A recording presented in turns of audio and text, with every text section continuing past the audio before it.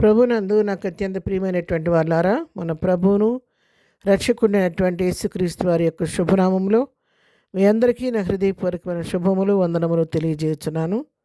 ఉదయకాల సమయంలో దేవుని వాక్యాన్ని ధ్యానం చేసుకుందాం. ఈరోజు వాక్య ధ్యానం కొరకు మనం తీసుకున్నటువంటి లేఖన భాగం కీర్తన గ్రంథం 146వ కీర్తన 6వ వచనం చదువుకుందాం.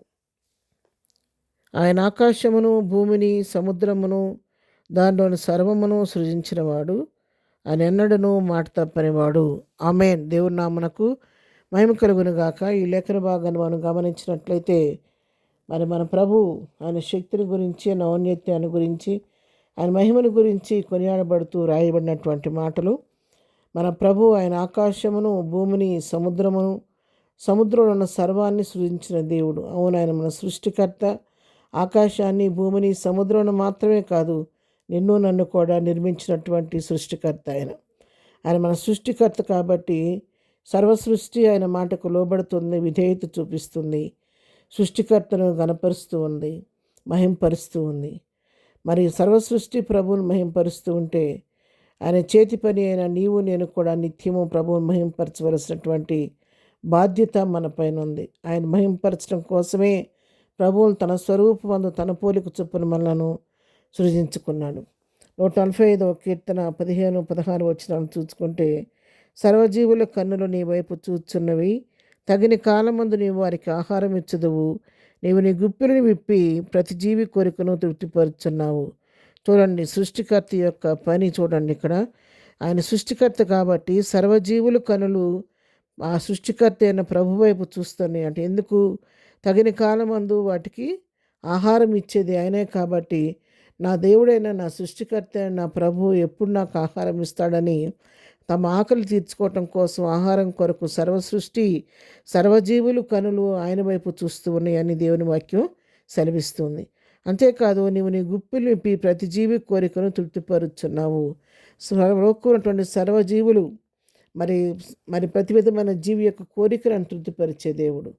మరి లోకంలో ఉన్నటువంటి సర్వజీవులు మరి వాటి యొక్క కోరికలు తృప్తిపరచడానికి ఆయన శక్తి కలిగిన దేవుడు కాబట్టి మరి మన మనుషులు లేదా జంతువుల యొక్క, పక్షుల యొక్క రూపాన్ని మాత్రం చూస్తాం, కానీ వాటి ఆకరణ చూచే దేవుడు, వాటి అంతరంగాన్ని గ్రహించిన దేవుడు, ప్రతి జీవి యొక్క హృదయ కోరికలు ఆయన తీర్చే దేవుడై ఉన్నాడు.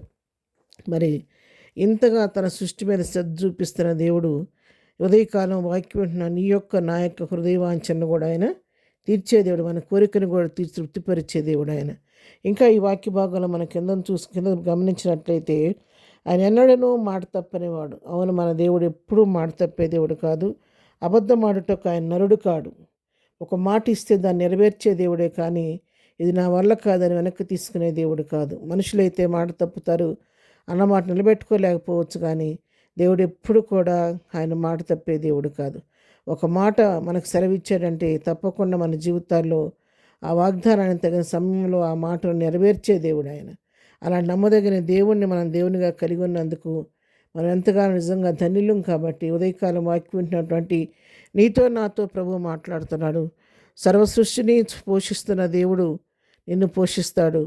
సర్వజీవి యొక్క కోరికలు తృప్తిపరుస్తున్న దేవుడు నీ కోరికను తృప్తిపరుస్తాడు.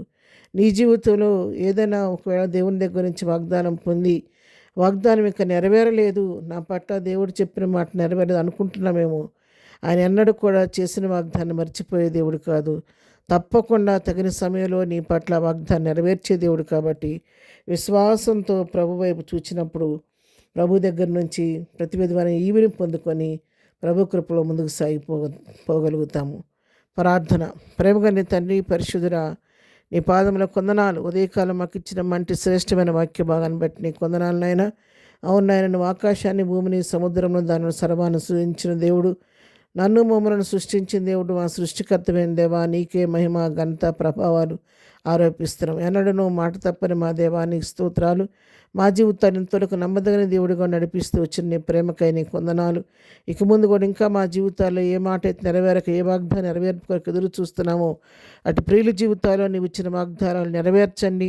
ప్రతి వారి హృదయవాంఛలు తీర్చండి. ప్రతి వారి పట్ల కృపిస్తరింపచేయండి. ఇద్దరు నాయన మేము చేయి పని పాటలు మీరు తోడుగొండి. వెలుచున్న రాకపోకలో క్షేమం కలుగు చేయండి. ఇద్దరు బర్త్డే మ్యారేజ్ చేసుకుని బిడ్డలను దీవించండి, ఆశీర్వదించండి. బలహీన గుణములు స్వస్థపరచండి, దుఃఖంలోని వారిని ఓదార్చండి. ప్రతి వారి అవసరక్కలు మీ నామలో తీర్చమని యేసు నామములో ప్రార్థించి అడిగి పొందుకొని ఉన్నాము తండ్రి. ఆమెన్. ప్రభు కృప సదాకాలం మనందరికీ తోడయుండి నడిపించును గాక. ఆమెన్.